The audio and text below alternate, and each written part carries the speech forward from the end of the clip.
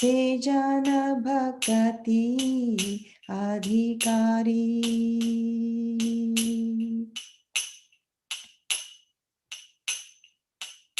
Next slide, Prabhu.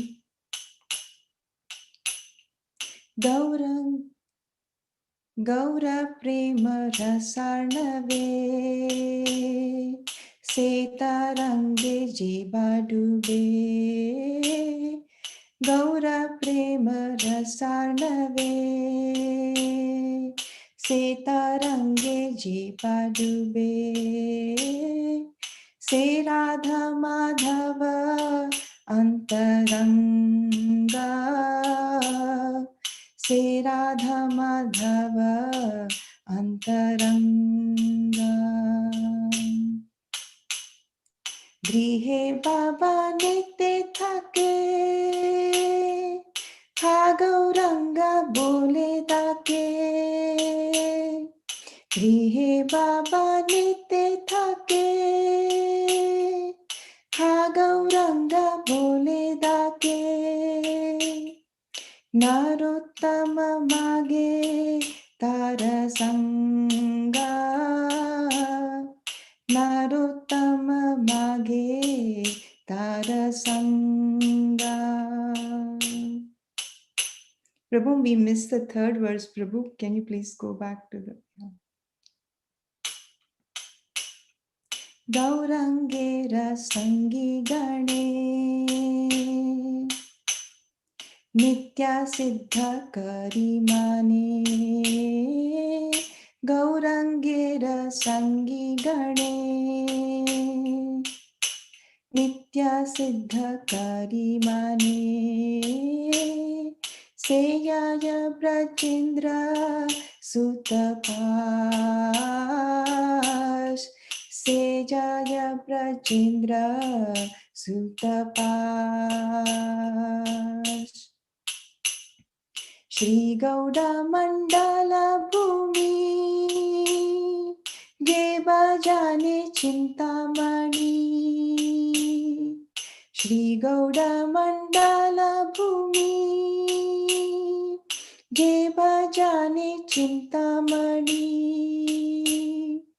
Thar हाये ब्रज भूमिवास.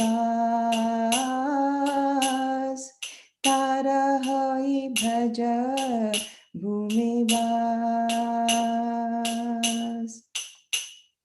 गौर प्रेम रसार्णवे से तरंगे जेवा डूबे. गौर प्रेम रसार्णवे से तरंगे जेवा डूबे. से राधा माधव अंतरंगा. से राधा माधव अंतरंगा. गृहे बाबा नित्य থাকে. हा गौरंग बोले दाके. गृहे बाबा नित्य থাকে. हा गौरंग बोले दाके. नरोत्तम मागे तार संगा. नरोत्तम मागे तार संगा. गौरंगेर द्युति पदा यार्धन संपदा. गौरंगेर द्युति पदा यार्धन संपदा.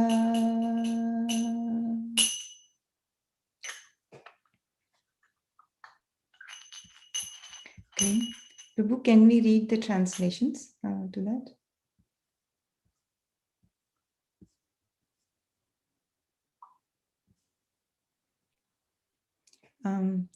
Can everybody read one translation if possible?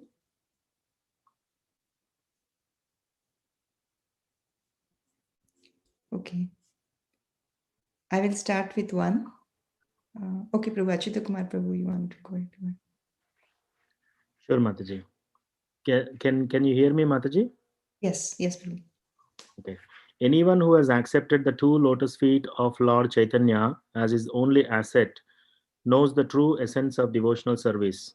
The heart of anyone who gives submissive oral reception to the pleasing and sweet pastimes of Lord Chaitanya immediately becomes cleansed of all material contamination.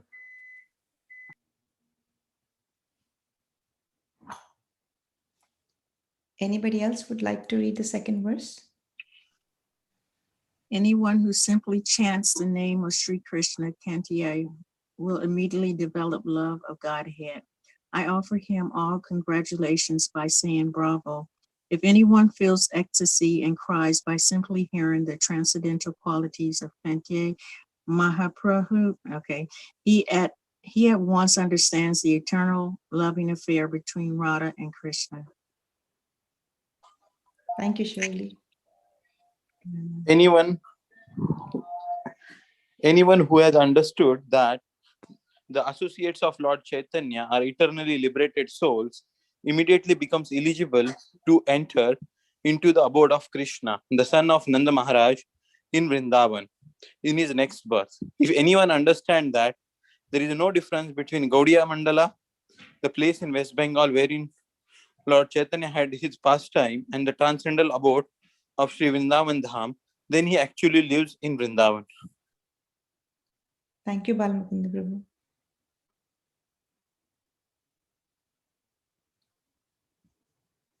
One more verse. Amatri, I can read it. Yes. Sure, Prabhu. Thank you. Anyone who takes pleasure in sporting within the waves of the ocean of Lord Chaitanya's distribution of love of God immediately becomes a confidential devotee of Shri Radha Madhava. Doesn't matter whether such a devotee is in the renounced order of life or whether he's a householder. If he's actually taking part in Lord Chaitanya's Sankirtan activities and actually understanding what it is, then such a person is always liberated. Narottam Das aspires for this association. Jai Shri Gauranga Mahaprabhu ki Jai. We can do the Mangala Charan prayers, Prabhu. Okay. Om Ajnanatimirandhasya Jnananjana Shalakaya Chakshurun Militam Yena Tasmai Shri Gurave Namaha. Shri Chaitanya Manobhishtam Sthapitam Yena Bhutale Swayam Rupa Kadamayam Tadati Swapadantikam. Vandeham Shri Guru Shri Yuta Padakamalam Shri Gurun Vaishnavamscha Shri Rupam Sagrajatam Sahagana Raghunatanvitam Tam Sajivam Sadvaitam Savadutam Parijana Sahitam Krishna Chaitanya Devam Shri Radha Krishna Padan Sahagana Lalita Shri Vishakhanvitamscha. He Krishna Karuna Sindhu Dinabandhu Jagatpate Gopesha Gopika Kanta Radha Kanta Namostute. Tapta Kanchana Gaurangi Radhe Vrindavaneshwari Vrishabhanu Sute Devi Pranamami Haripriye. Vanchakalpatarubhyascha kripa sindhubhya eva cha patitanam pavanebhyo vaishnavebhyo namo namaha. Jai Shri Krishna Chaitanya Prabhu Nityananda Shri Advaita Gadadhara Shri Vasadi Gaura Bhakta Vrinda. Hare Krishna Krishna Krishna Hare Hare Hare Rama Rama Rama Hare Hare. Thank you everybody for joining for the Sunday Feast program today. The topic that I wanted to speak today was, it says as Gaura Katha, But while I was thinking of what to speak about Lord Chaitanya Mahaprabhu, I thought that the best way to learn about somebody or to understand somebody is to follow their instructions. So I thought I will pick the topic about the Shikṣāṣṭakam prayers, and we can read and we can understand the Shikṣāṣṭakam prayers, and we can also see if we can apply those Shikṣāṣṭakam prayers in our daily practice if possible. I don't know if we'll be able to cover all the 8 prayers, but at least we can try the first 4 without rushing so much. Actually, I wanted to give a brief introduction about what the Shikṣāṣṭakam prayers are. And as you all might know who Chaitanya Mahaprabhu is, Chaitanya Mahaprabhu is the Supreme Personality of Godhead, Krishna, but he appeared 500 years ago as his own devotee. He came in a guise of his own devotee. And you might have heard about Sri Chaitanya Charitamrita, which is the biography of Chaitanya Mahaprabhu narrated by Krishnadas Kaviraj Goswami. And Krishnadas Kaviraj Goswami, he wrote the entire Chaitanya Charitamrita, and he divided that into Adilila, Madhyalila, and Antyalila. And Antyalila are the final section or the final pastimes of the book. And in the Antyalila, out of all the chapters, the last chapter of Antyalila is actually the Shikshashtakam prayers by Chaitanya Mahaprabhu. Chaitanya Mahaprabhu gave many instructions, but he actually recited these 8 prayers from his own lotus mouth. And these are recorded in the Antyalila, last chapter of the Sri Chaitanya Charitamrita. And in the Antyalila, it is described that Chaitanya Mahaprabhu was always staying with Swarup Damodar and Ramananda Roy. These were the intimate devotees of Sri Chaitanya Mahaprabhu. And he was expressing the highest ecstasies of his love and separation from Krishna to these 2 devotees.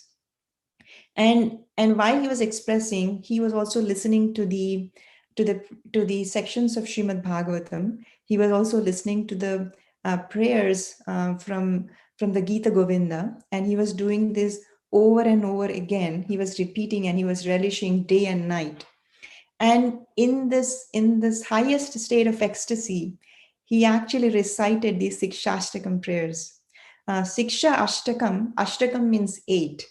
Shiksha means instructions. So these are 8 prayers of instructions. And these are the only ones which Chaitanya Mahaprabhu actually gave us. Personally wrote it or said it or written it down. So Krishnadas Kaviraj Goswami has captured it in the Chaitanya Charitamrita and he has given it to us.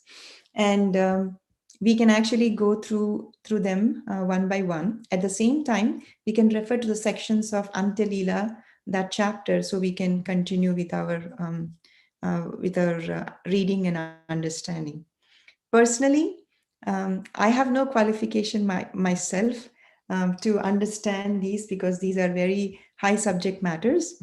But I was thinking that we have to learn and understand them, because if it is given to us by Chaitanya Mahaprabhu, at least we should attempt, and we should try to understand these prayers.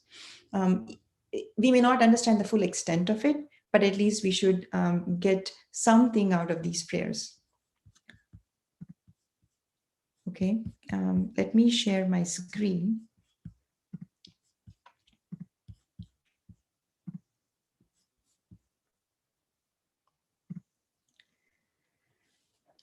So these are the prayers by Sri Chaitanya Mahaprabhu.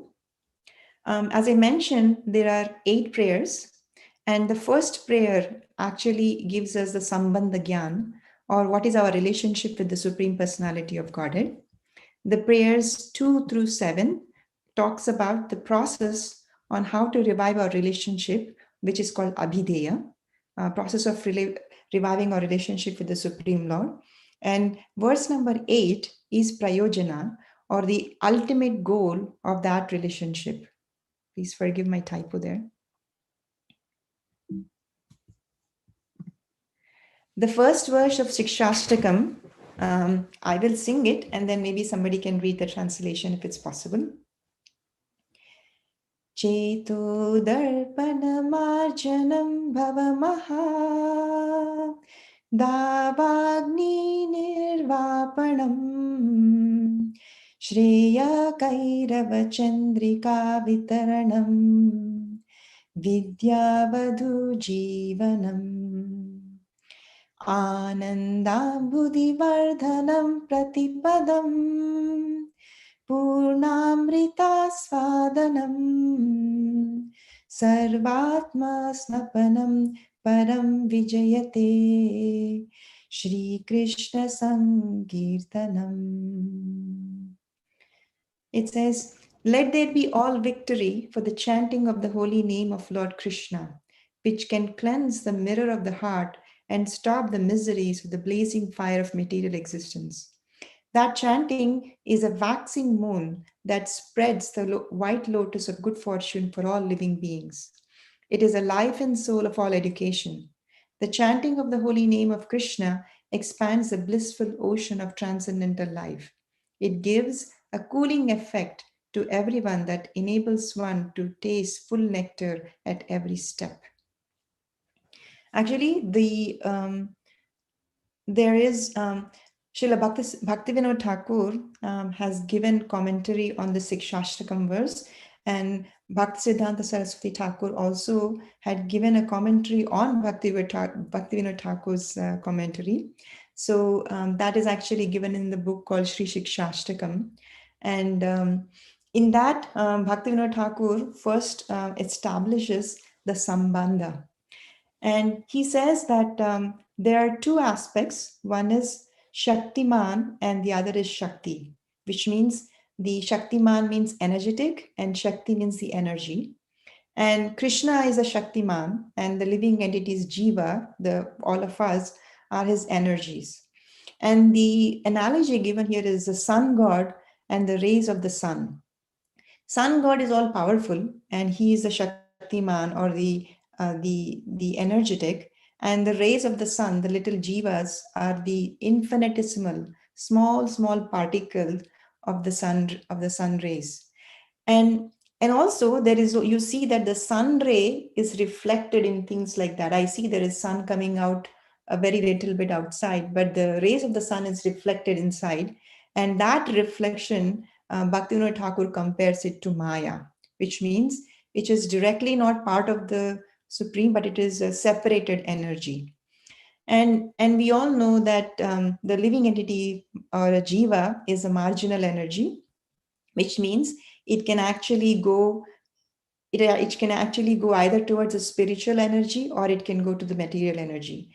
And Srila Prabhupada gives us the example about the marginal energy as the beach, the example of a beach. If you consider the water in the ocean as the spiritual energy, and the sand or the land as a material energy, there is one pathway in the middle which is the beach. And if you're on the beach, sometimes you are touched by the water of the ocean, so you at that time you're connected to the spiritual energy. And sometimes when you are not, the water doesn't come this side, so then it becomes dry and you go to the material energy. So the jiva, depending upon how we associate, jiva means us, how we associate, that kind of qualities we manifest. If we are associated with the spiritual sound vibration, then we get connected to spiritual life. If we associate ourselves with the material sound vibration, then we get affected by the material energy. But how does this jiva, who is actually struggling in this ocean of material existence, get connected to the chanting? How does one ever get connected to the chanting? And that happens only by the association of a saintly devotee. When one is sincerely looking, he actually comes in contact with a saintly devotee, then slowly his faith develops. And then that is Shraddha, And then slowly he starts to associate with the saintly person, and that is called as sadhu sangha. Then he starts practicing bhajana kriya, and then he starts appreciating the spiritual sound vibration. So if at all we have this opportunity to chant the holy names of Krishna, then we should consider ourselves very fortunate, because this holy name is not ordinary. It is descended from the spiritual world, but by the mercy of a saintly devotee, somehow or the other, we got connected to this chanting of the holy name.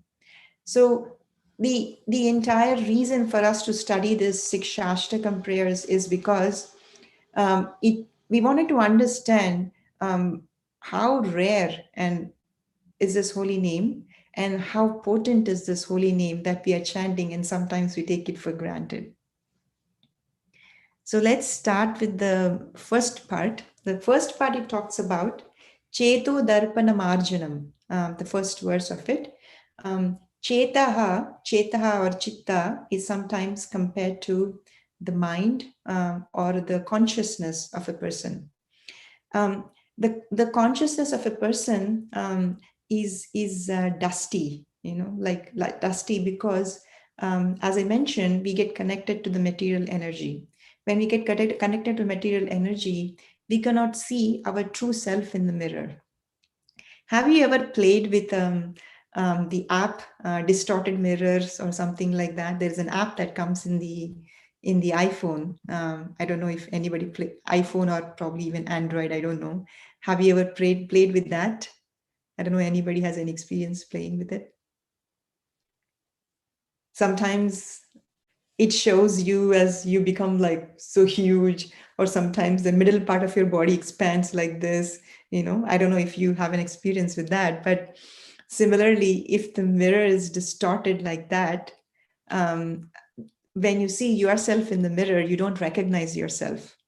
So similarly, the chitta or our consciousness is pure by nature, but because of the association with this material energy, we actually do not recognize our true relationship with Krishna, which is to be an eternal servant.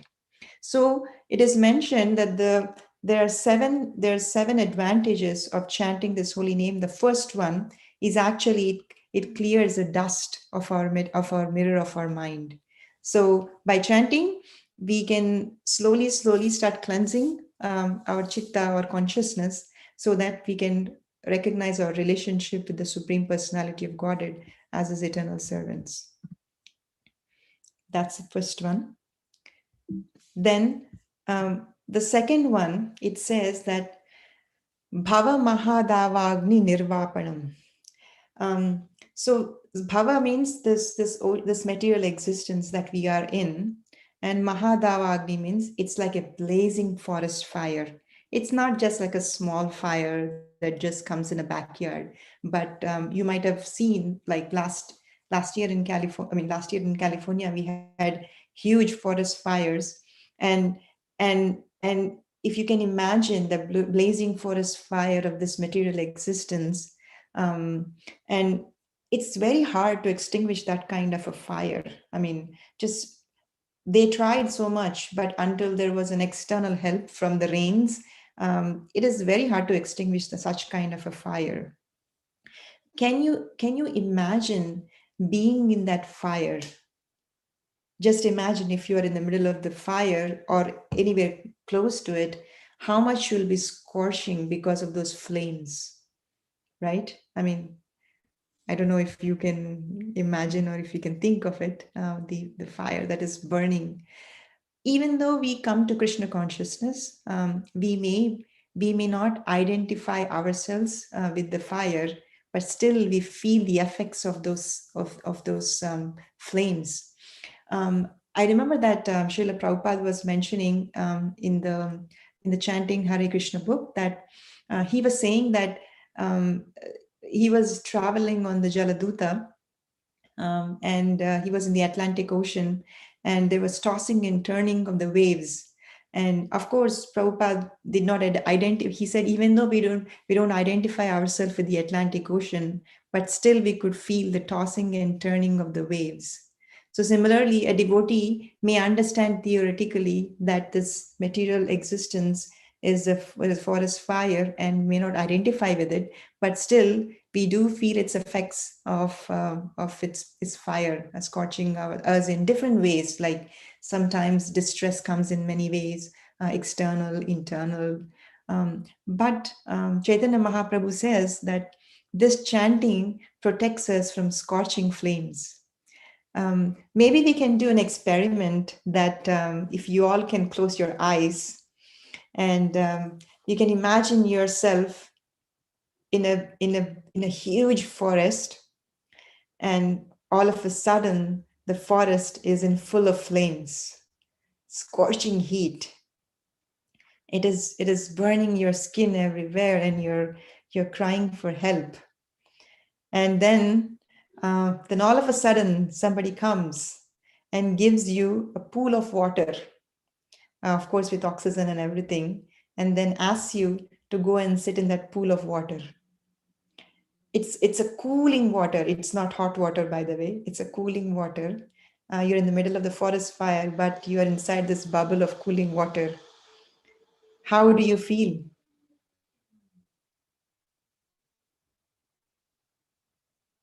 You feel good, Relief? Mother. Yes. Yeah, relief. Very relieved. Yeah. So Chaitanya Mahaprabhu says that the forest fire you have imagined is nowhere close to the material existence Mahadavagni, but it's just a glimpse. But even that fire can be extinguished by the chanting of the holy names of the Hare Krishna Mahamantra. And then Chaitanya Mahaprabhu talks about the Shreya Kairava Chandrika Vitaranam. He talks about this white lotus of good fortune. There is this white lotus which opens up, fully blossoms when there is the rays of the moon. And then the comparison is given to that. This moon is also the waxing moon, which means it starts increasing in size as the day progresses. So it is said that because of our association with the material energy, you can imagine the lotus, which is actually closed, because because of all the things we just have closed. We do not know the full potential of ourselves. But it is said that when you sincerely keep chanting after cleansing your heart and being protected from this forest fire, and you keep chanting sincerely, then the cooling rays of the Hare Krishna Mahamantra, when it finally touches our lotus-like hearts, it actually opens up. It opens up, and you can realize your full potential of devotional service just by that. So that is the way the comparison is given about that moon, the white lotus, and this is a lotus of good fortune also. And the next point that Chaitanya Mahaprabhu makes is that, he says Vidyavadu Jivanam, which means that this Krishna's name is a life of all transcendental knowledge. So we need knowledge also for us to be practicing our devotional service. And then he says that this holy name is the life of all transcendental knowledge. So there are two kinds of knowledge. One is Vidya and one is Avidya, which means transcendental knowledge and nescience. And transcendental knowledge, or which is actually presided by Yogamaya, and then Avidya, which puts us into ignorance, is Mahamaya. So these are the two energies of the Supreme Lord. And Yogamaya is considered to be our friend or wife, here it is mentioned. So this Yogamaya, what it will do is, if a devotee is sincerely trying to chant, the Yogamaya protects us from the Mahamaya, and it actually makes the devotee understand his real transcendental position, its eternal position, which is as a servant of the Supreme Personality of Godhead. And then Chaitanya Mahaprabhu says that once you realize what is your real position as a servant to the Supreme Lord, then you can experience Anandam Buddhi Vardhanam, which is Jiva can experience unlimited spiritual bliss. Sometimes, because, sometimes we may not understand what do you mean by unlimited spiritual bliss, because a Jiva is considered to be like a tiny infinitesimal particle. But the Jiva has a capacity to actually experience the transcendental bliss, which is much beyond than what we can ever imagine. And the next one, he says Sarvatma Snapanam. So when we're talking about bliss and happiness, then we think that, then it becomes, it becomes selfish. I want to enjoy happiness, which means it is my own selfish happiness. Then if it is selfish happiness, then how is it pure? Then it is said that when chanting of the holy name actually gives us the highest perfection, where our happiness is only to serve or to be a servant of Srimati Radharani. Srimati Radharani's service to Krishna is the most pure. Her service to Krishna is not that she will enjoy serving Krishna, but she will serve so that Krishna can enjoy her service. And if we perfect our chanting through the relationship establishment of our Sambandha Gyan, then we become the servant of the servant of Srimati Radharani, which means when we serve at that time too, then we will serve not for our own personal happiness, but for the happiness of Krishna. So that was the first verse. Any we can stop here and we can see any comments you have or anything that you want to share.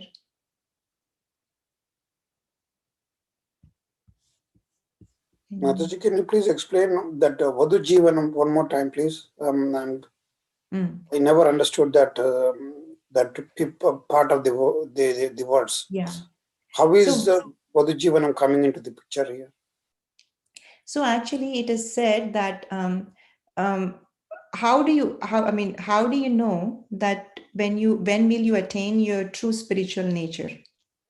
How do you know when you attain the true spiritual nature?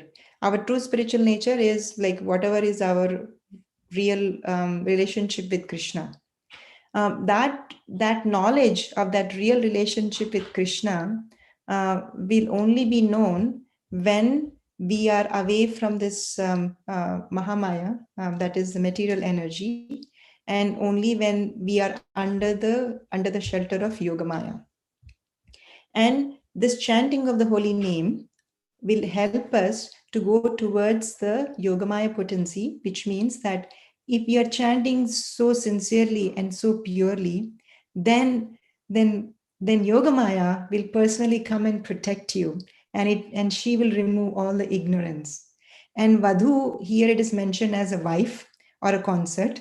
That's what Bhaktivinoda Thakur says. And it is said because Yogamaya is a consort of Krishna, so that's why it is mentioned as a wife here. Thank you, Prabhu, for your question. Any reflections, anything that you wanted to share? Hare Krishna. Yes, Prabhu. Actually, I kind of had a question. I'm not sure. So when I heard this phrase like Vadhu Jivanam, I was kind of thinking like recently I've been hearing a lot of lectures that are kind of centered around like the idea that lust can take away our sense of intelligence. All the knowledge we have is completely hidden at that point. So I was just thinking that perhaps another indication of Vadhu Jivanam could be that the holy name can help us overcome even such a destroyer of memory. I wasn't sure. I want to check that. Yeah. So nescience includes many things, right, Prabhu? That it could be lust, anger. I mean, all of those things are different forms. When you say nescience or avidya, is anything which is actually not related to Krishna is avidya. So lust is definitely one of those main things which takes us away from the Supreme Personality of Godhead. So you're right in that.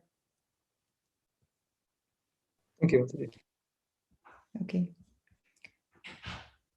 Okay. If we don't have any more comments, anybody else has comments, or we can So let's go to the next verse.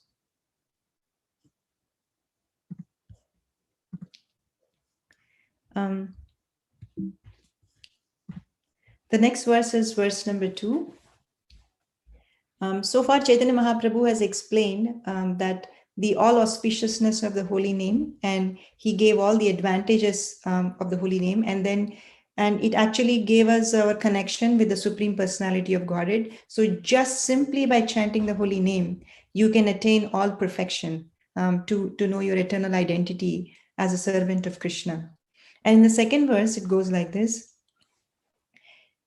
Nam namakari bahuda nija sarva shaktis tatrarpitani amitas smaranena kalaha etadrishi tava kripa bhagavan mamapi durdaivamidrishamiha janina anuragaha.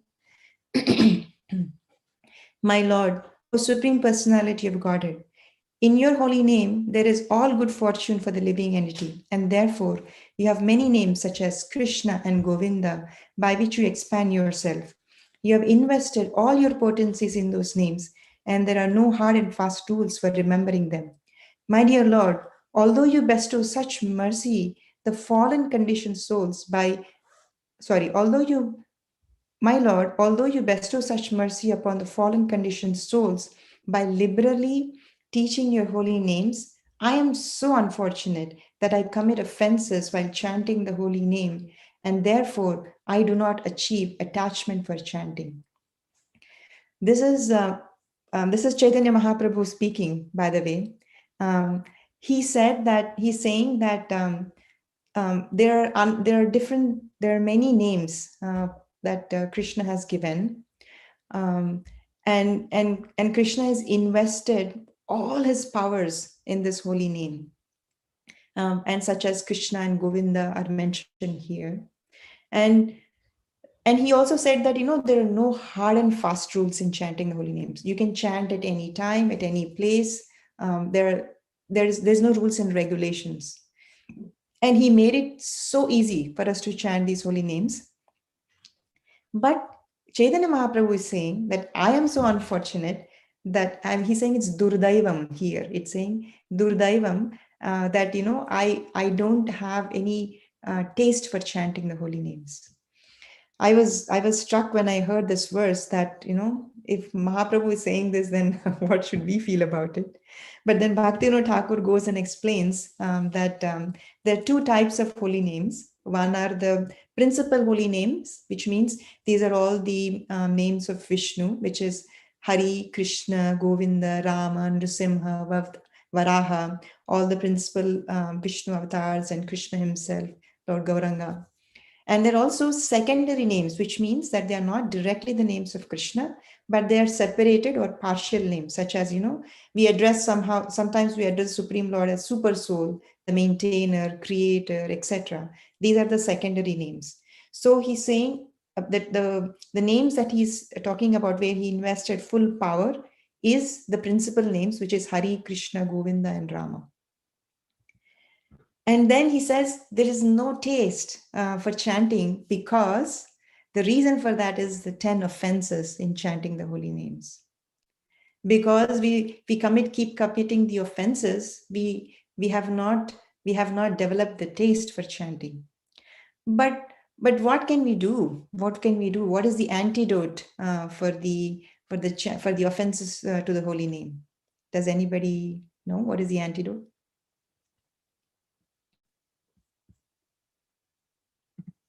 Is it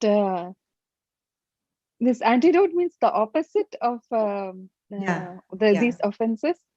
Yes. I don't know, Malini, I'm not very experienced, but I'm just saying, is that the attention or glorifying the name, or I don't know, paying attention? That's one thing I could think of. Yeah. Actually, Bhaktivinoda Thakur says that, the antidote for offensive chanting is keep chanting. That's what Bhaktivinoda Thakur says. Exactly. True. So he says, Thank keep you. chanting. And then he says that so when you do offensive chanting, then it will become namabhas, which means Abhas means it's only as you think there is something, but it's not the actual thing. So you will still get namabhas. And he said, but even that namabhas, even chanting, even that namabhas actually will remove all your material sufferings and material contaminations, that one day, because those contaminations are gone, you will be able to chant the holy names purely. So that's why the antidote is keep chanting, even though you're chanting offensively. But the thing is that when we know that there is a real thing available, why do you want to settle for something less? And which means that we should try our best to avoid the 10 offenses of the holy name. And everybody, you heard and you know the 10 offenses to the holy name already. But I was just looking at the second offense to the holy name, which says to consider the names of demigods like Lord Brahma and Lord Shiva to be independent or from the name of Lord Vishnu. And I was reading this Shikshamrita by Bhaktivinoda Thakur. And interestingly, the second offense is translated a little differently here. I mean, you might be knowing, but I'm just trying to share here. It says, those who try to analyze transcendental subject matters with material intelligence falsely conclude that Lord Vishnu's name, form, qualities, and pastimes are different from the Lord himself. I'll read that sentence again. Those who try to analyze transcendental subject matters with material intelligence falsely conclude that Lord Vishnu's name, form, qualities, and pastimes are different from the Lord himself. They try to impose material characteristics upon spiritual matters, or they mistakenly equate demigods like Lord Shiva, Brahma, etc. with the Supreme Lord, or even think that such demigods are independent of the Supreme Lord.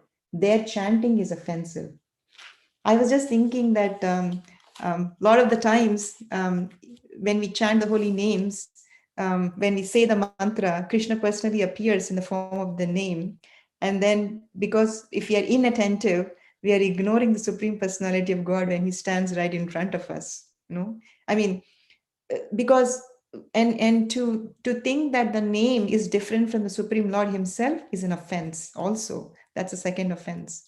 So we should study these offenses. I'm not talking to you. You already are studying. You are already doing it so nicely. This is for myself, that we should study the holy name, offenses to the holy names regularly, and try our best to chant offenselessly.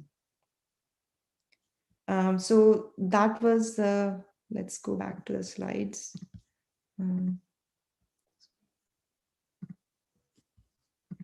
So the second verse, it says that even though the holy name is so powerful, I'm so unfortunate that I don't have the taste because of my offenses. So let's say we work on our offenses, we try our best to clear our offenses on a daily basis, and then we go to the verse number 3. It says, Trinadapi sunichena taroriva sahishnuna amanina manadena kirtaniya sadaharihi. One who thinks himself lower than the grass, who is more tolerant than a tree, and who does not expect personal honor but is always prepared to give all respect to others, can very easily always chant the holy name of the Lord. So our goal is not just to chant the 2 hours in the morning every day. The goal is actually to always chant the holy names. And then Chaitanya Mahaprabhu here is describing the 4 kinds of qualities a person has who always chants the holy names. And the first, so this verse is now giving us how to avoid that namabhas that we talked about earlier, why we don't have taste, and how to get the taste is by developing these 4 qualities. And the first quality is to be trinadapi sunichena, that is to be humble than or lower than a blade of grass. Let's say if somebody is not qualified, and they feel that, oh, I am not qualified in everything. It is kind of okay, not okay, but this could go into low self-esteem. But let's say there is a highly qualified person or an exalted person like Albert Einstein. I mean, he actually comes and says in physics that, oh, I only know a very little bit of physics. Then, and that is actually humble, like feeling oneself lower than the straw in the street. In the bhakti devotional line, everybody, even the exalted devotees, when you see and read their prayers, they're always saying that, I'm very small. I'm infinitesimal, and it's a natural feeling, because when somebody progresses in devotional service, they realize the infinite nature of the Supreme Personality of Godhead. When you realize, at this point, when we are covered by the ignorance, we may not fully realize the infinite nature of the Supreme Personality of Godhead. So sometimes you may think that, oh yeah, I am somebody, I am this, I am that, I'm a software engineer, I'm a whatever, I'm a manager, or whatever it could be our designations. But still we are identifying ourselves with the body, because we fully do not understand the infinite nature of the Lord. But the one who has actually realized their position, they know the infinite, and so they feel infinitesimal. And the grass, everybody steps on it. As you can see, this person is stepping on the grass. It never feels that, hey, how come you're stepping on me? Grass doesn't complain about that. And it shows that, grass is always humble. Even everybody stomps on them. Sometimes even they drive some cars on the grass. Grass never complains about it. It feels hurt, but it doesn't complain. So that is first quality that Chaitanya Mahaprabhu says, to be humble than a blade of grass. Second one he talks about is the more tolerant than a tree. Tree, Bhaktivinoda Thakur also talks about this. He says, that the tree, if you cut the tree, still it doesn't protest. If you don't water the tree for a long time, if it's drying up, it's dying, it never protests. It doesn't protest or say anything. It's tolerating beyond what is needed.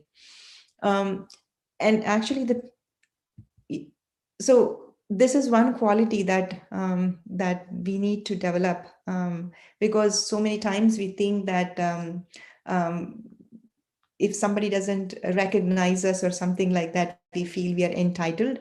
But to be tolerant than a tree, even though some people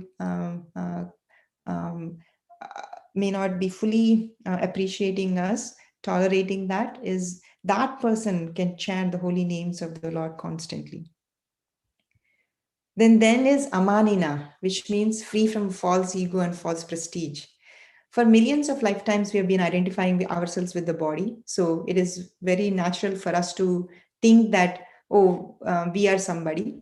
But to let go of that false ego and let go of that false prestige, then the heart becomes spotless. And when that heart becomes spotless, that person can chant the holy names constantly without offenses. The next one is Manadena, that is to offer all respects to others. Actually, you cannot offer all respects to others unless you have a non-envious nature.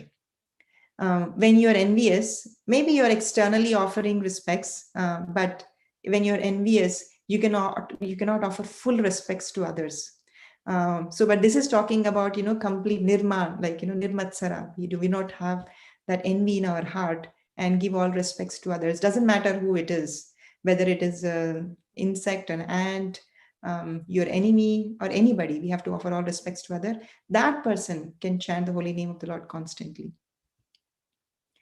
Any comments on the verse number 3 or 2? Matri, if it's okay, I actually have a question.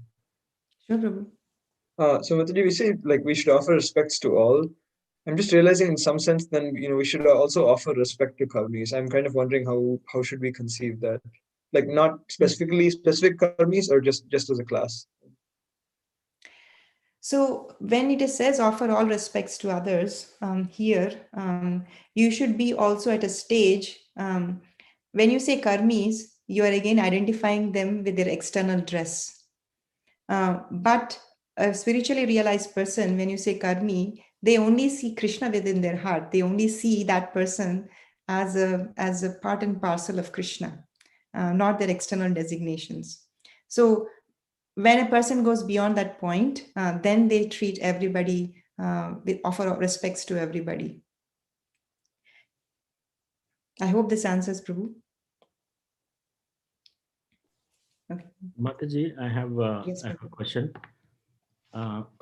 So Mataji, Gaur Gopal Prabhu, once he said that these three are the qualifications, and if somebody has these three qualifications like Trinadapi Sunichena, Tharorapai Sahishnuna, and Amarina Manidena, that person will chant the holy name continuously or constantly. Mhm. Now, some days, Mataji, it's like if you see, I'm talking about my example. Some days the chanting goes really well, and I'm not doing any effort for that, and the rounds go well, and towards the end of the rounds, I also feel, I mean, not tired. So I'm not talking about happiness yet, but at least I won't feel tired of chanting. But there are days where, and the days, there are days where the focus is also automatic. Like I have to not do any endeavor to focus on the chanting, on the hearing part. But there are days where I am very conscious, and I am focusing. I want to focus, but I am not able to. So, the mind really wanders, and then I am actually trying, but still I cannot. There are days like that. Now, it's the same person, but like, different days of chanting. Why is it sometimes it is happening like that, and why it is sometimes happening like this? Any insights from your realization, Mataji? I mean, this is just my understanding. Um, the state that Chaitanya Mahaprabhu is talking about, that constantly chanting the holy names with those who have attained those four qualities, that comes at a stage when we completely cleansed our heart, when the heart is completely cleansed, and without offenses, we are chanting, then we will be in that stage.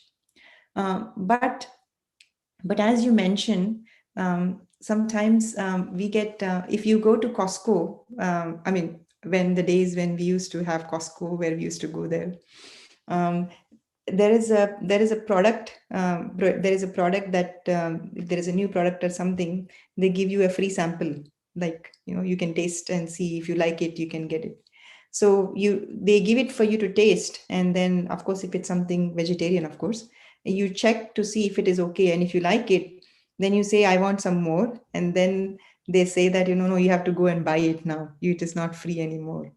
So similarly, the taste that we get sometimes from the chanting of the holy names is the mercy of Krishna that is coming to us, so that we could remember that taste, and then we are hankering for that taste again. Another example is Narada Muni. Narada Muni, when he in the first canto of Srimad Bhagavatam, we have read that he in this very life, when he was doing this meditation, he actually gets a glimpse of Krishna, and he wants that back again. But then Krishna tells him that you only got glimpse, but you're still not completely pure yet, so you need to completely purify yourself, then only you will be able to see me. So same is with our chanting also. We will get some taste, and then that taste actually gives us a hankering for us to do more and more every time. And this is actually a cleansing process, and it will work. It's just that it just takes time. It's not an overnight process, because You can imagine the millions of lifetimes that we have been through in this material world.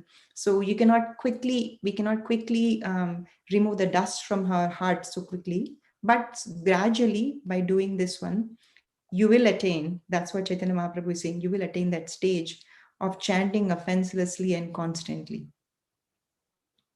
Prabhu, that is my understanding. Prabhu, if anybody else has any comments, they can add. Thank you, Mataji. Thank you. Haribol.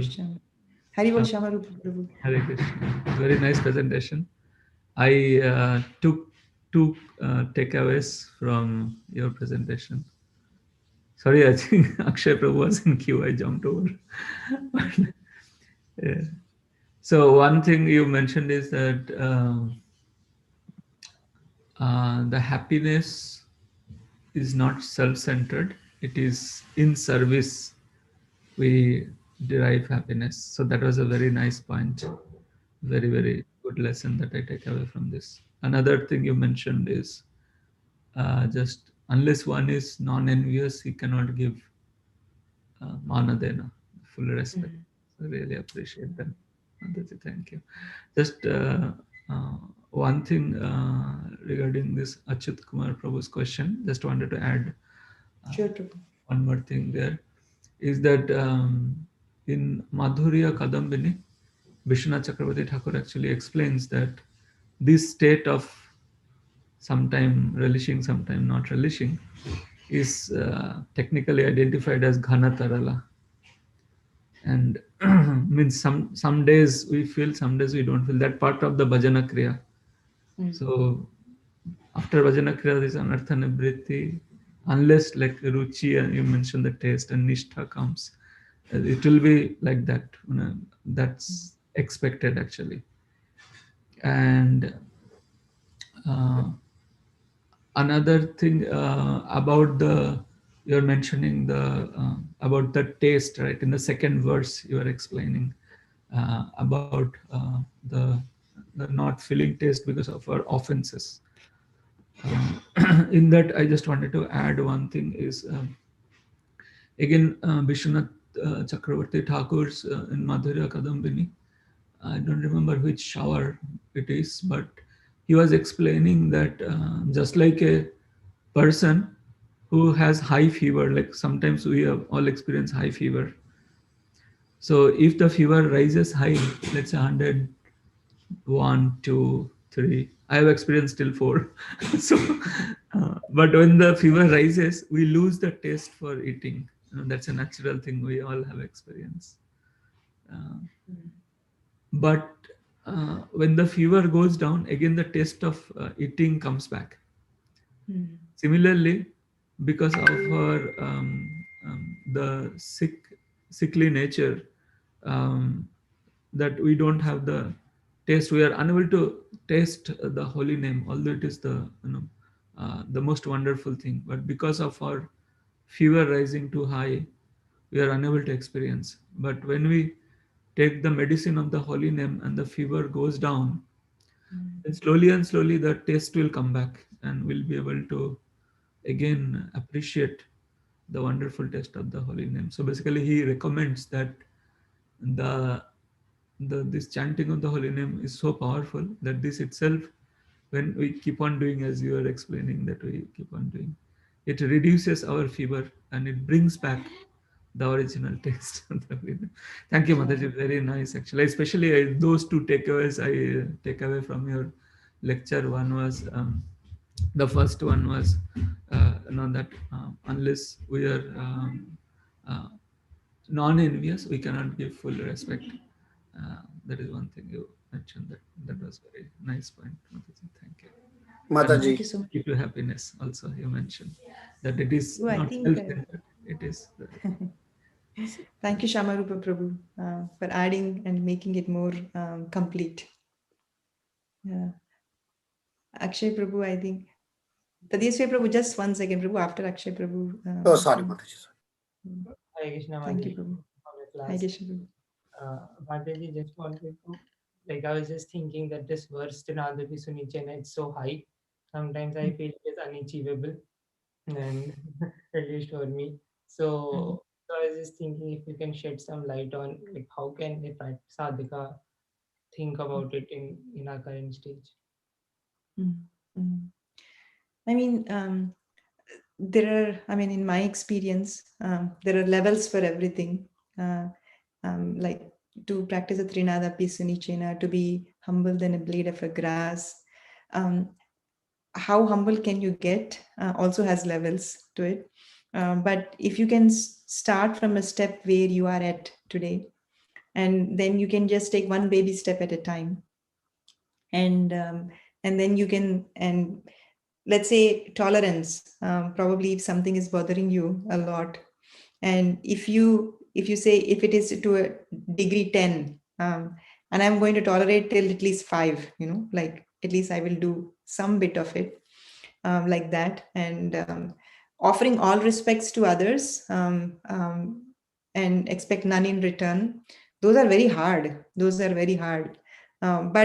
But if you consciously try, make an attempt to do this, that when let's say when something nice happens, I don't look for a credit for it, because I just give it to somebody else, or to my spiritual master, that is expecting none in return when something nice happens, and giving all respect to others, even though something may not be 100% right, but still you appreciate the effort that they put in, and by offering your respects to them.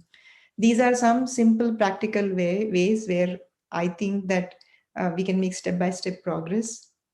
And all these qualities cannot be artificially attained also. It's not that we have to 100% strive for them. Of course, we have to be conscious as well. Unconsciously, we cannot do it. But at the same time, we can pray for the help from the holy name. That, Krishna, I have these things which I wanted to correct myself or improve myself in. And then you chant. So you put in your effort, and then you beg for the mercy from the holy name. Then it will actually make it complete. So these are a few things I can think of. Thank you, Mataji. Mataji, can I just add one point? Yes, Prabhu. Thank you, Prabhu. Hare Krishna. Please. Hare Krishna. Thank you for the wonderful talk. Sorry, I joined a little late. But just one point I wanted to add was that, especially with regards to Trinada Sunichena, one thought that occurred to me was that, we practice all these three in book distribution. When we go out for book distribution, you have to actually be humble to request another person to take a book. And even if they say no, or if they actually chastise or whatever they do, we have to tolerate. And we have to give all respects, and probably not expect anything in return. So it's a wonderful arena, where all these three aspects can be practiced. Thank you. Yeah, thank you, Prabhu, for reminding that. I wanted to share something, but if it's okay, one book distribution example. It is true that this Trinada Pisunichana can be practiced. Once we went door to door and to an apartment where we were distributing. I think we were doing a book packs at that time. This was in one of those high-rise buildings where there are so many apartments in one building. So we went and we knocked a door, and then one person actually answered the door, and we gave them the book, and he took it. He was little disturbed for some reason, maybe something going on with him, and he took the book. He was okay. He took the book, and in the end, I asked him, we don't sell these books, but we ask for a donation.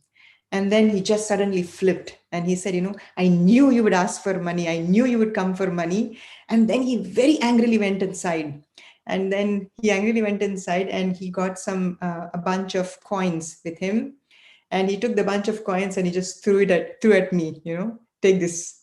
And then after that, I picked up those coins one by one. Like there were not many. He just gave a few coins. I picked up those coins and I put them in the pocket and I said, thank you so much for your donation. And then I left.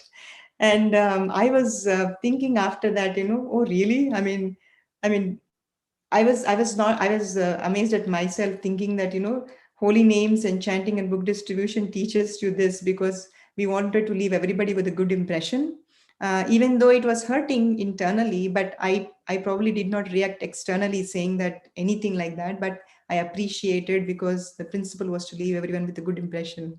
So it taught me, Prabhu. Thank you for reminding me that story. Yeah. Thank you, Mataji. Hare Krishna. Akshay Prabhu, was that okay? That was wonderful, Malini. Thank you. Oh, thanks for sharing that, Malini. That's like a powerful lesson. Oh my God. It's like with whom you don't have any connection and you're trying to do good for them, and you are in a good position, and Krishna has given you all wealth, but still you're being treated like this. And if we are still trying to treat them with respect, then and leave a good impression, that's a powerful lesson. Yeah. Thank you for sharing. Sundarana Prabhu reminded, book distribution is a place where you can learn all these, practice them. Thank you, Mataji. Sadhya Prabhu, please go ahead. Mataji, I just wanted to share one reflection on envy.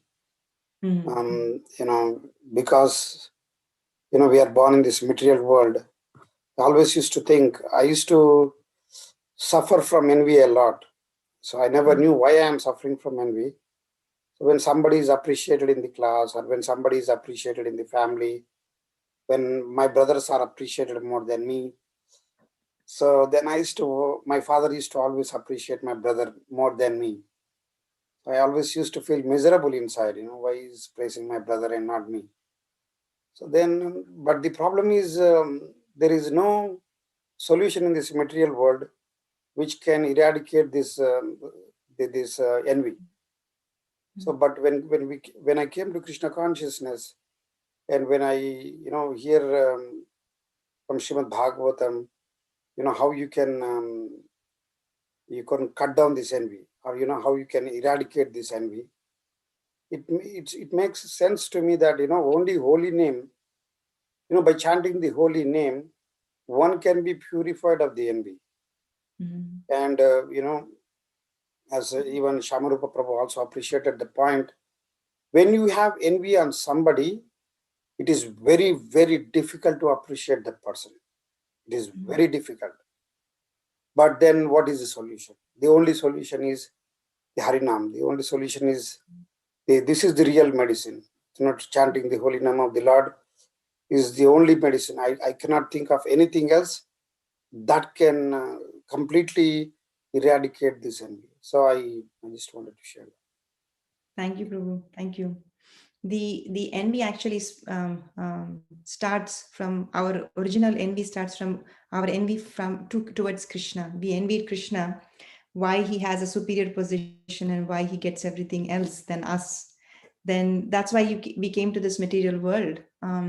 But through the chanting process, when through knowledge we realize that we are servants of the Supreme Lord, and then we correct ourselves, then the envy within our heart actually is also eradicated, as you were saying, by chanting the holy names. Thank you, Prabhu. Okay. If we don't have any other reflections, there is one last, fourth one. We can do the fourth one, and then I think we'll be at time after that.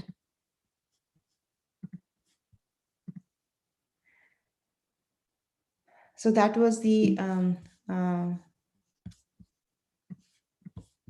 sorry, I don't know what happened.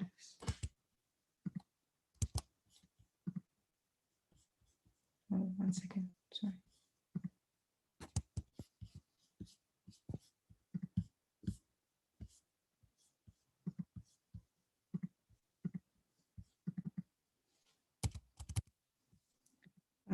Somehow this is not working.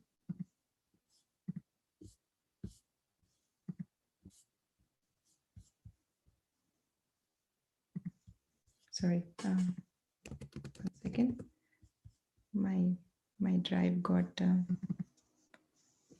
stuck somehow.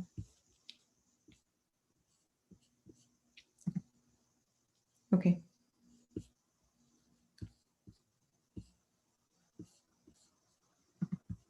Okay, let's do the verse number 4 in the Śikṣāṣṭakam.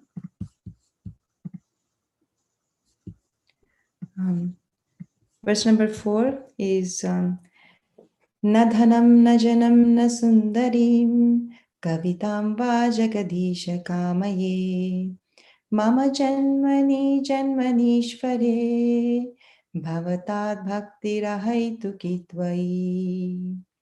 O Lord of the universe, I do not desire material wealth, materialistic followers, a beautiful wife, or fruitive activities described in flowery language.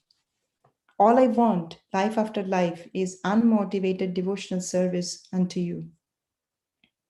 So, actually, yeah, there are many things that I missed, which I wanted to share. But anyway, verse number 4, Chaitanya Mahaprabhu talks about this one.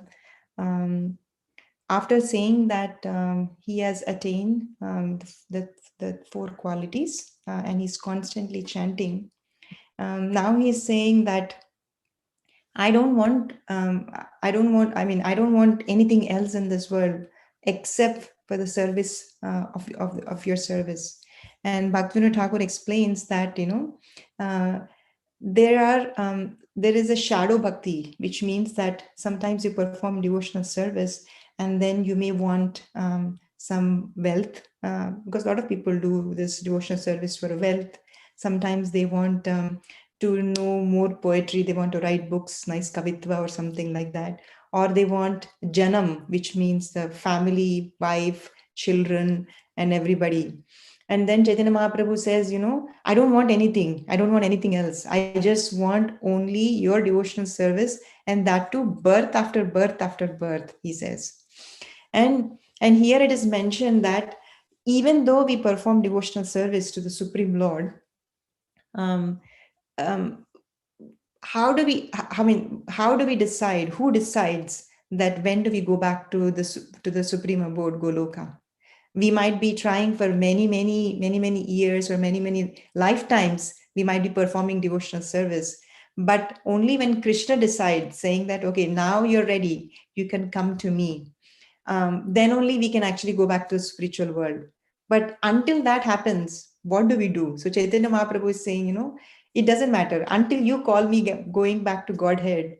I want to be associated with your devotional service, birth after birth after birth. I don't want anything else. Please don't lure me with wealth, money, and all those things. Let me just stay in your devotional service.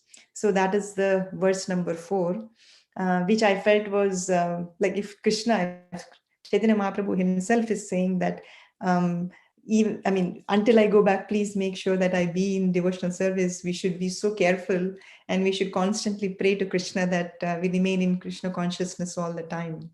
So that was the verse number 4. And any comments on the verse number 4?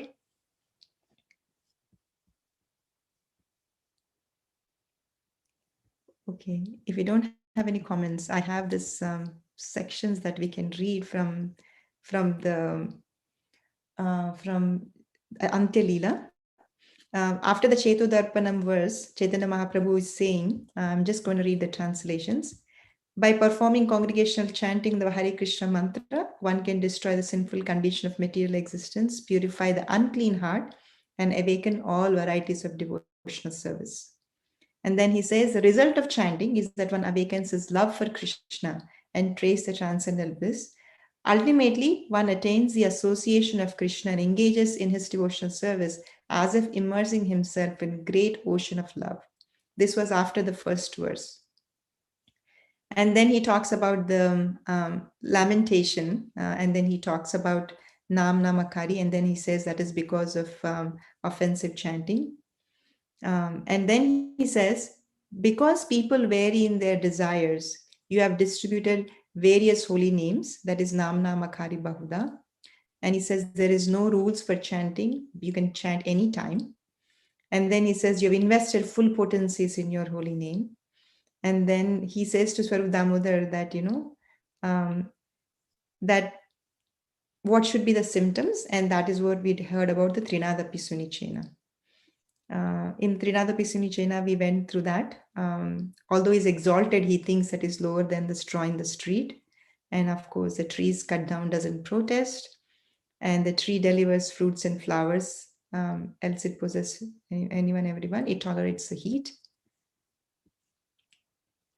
It says, although Vaishnava is most exalted, he is prideless and gives all respects to everyone. And if we chant the holy name in this manner, then it will awaken the dormant love for Krishna's feet.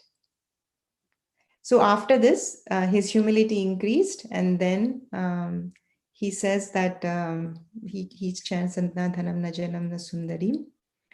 And here it says, my dear Lord Krishna, I do not want material wealth from you, nor do I want followers, a beautiful wife, or results of fruitive activities. I only pray, by your causeless mercy, you give me pure devotional service to you, life after life.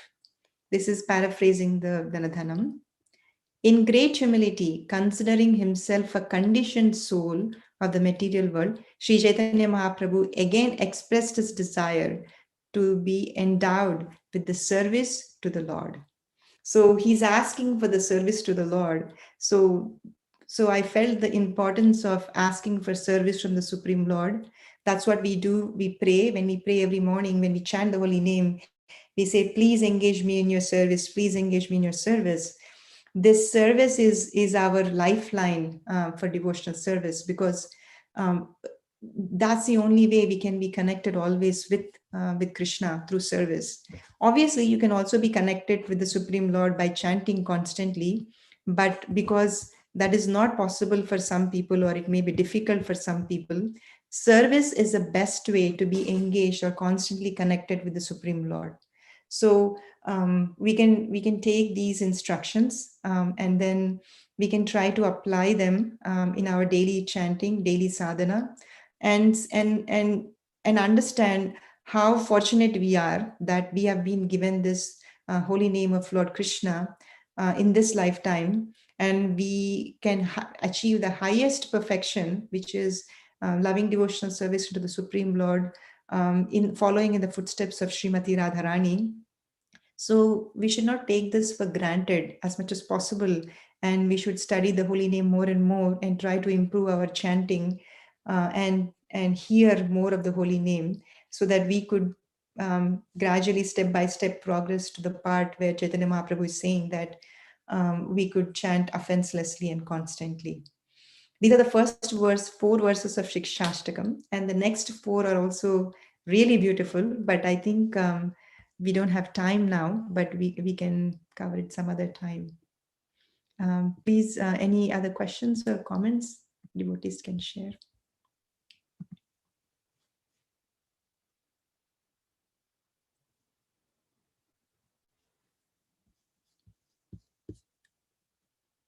Okay. Thank you very much, Malini. The presentation was so nice. You made it so simple.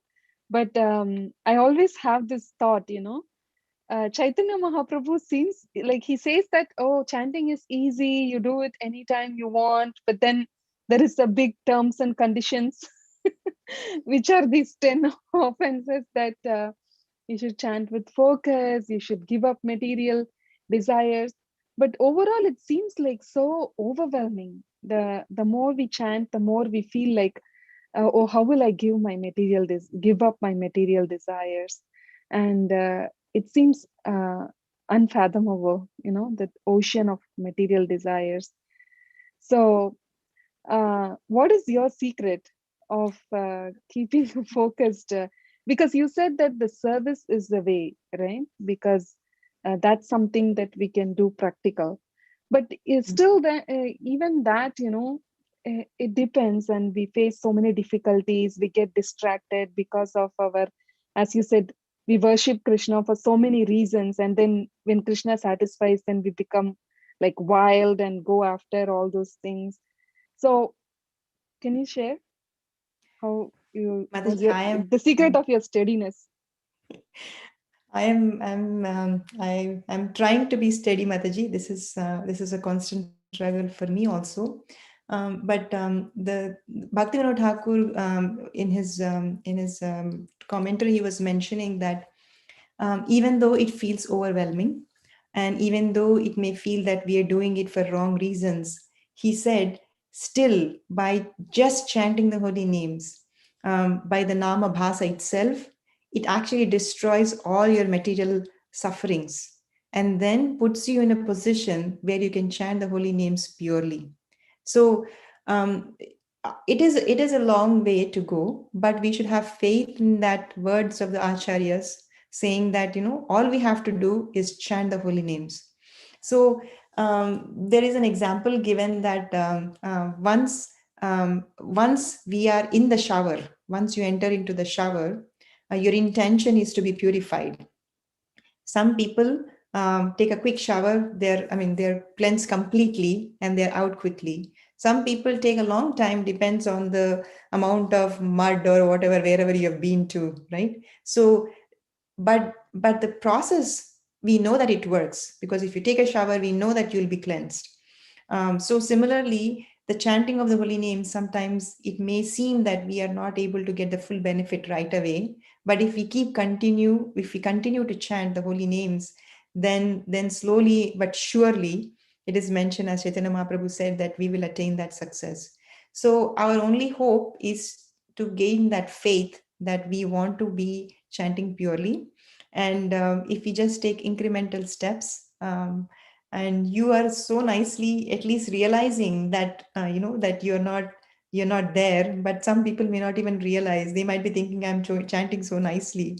So you're already a few steps ahead of everybody else, ahead of me at least. So which is very encouraging, Mataji, that I have to also become serious in my chanting. Thank you for the encouragement, Palini. I really liked. Depends on where you have been to. Your shower would take a long time. I have been to many dirty places. Thank you. Well, we all are. Yeah. Thank you, Mataji. Sundaranandru, please go ahead, add, Prabhu. No, I just wanted to add one. Jayadatta Maharaj, made one a light note on this. One of the devotees asked him, Maharaj, what does it mean? There is no hard and fast rule for chanting, but of course there are so many rules. And he said, yeah, there are no hard and fast rules, but there are slow and soft rules.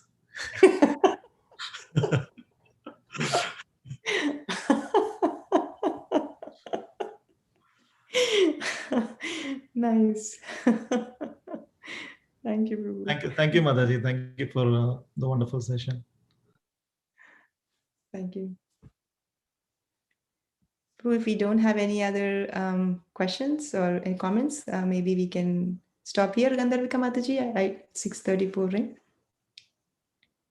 Yes, Malini. Sure. Thank you.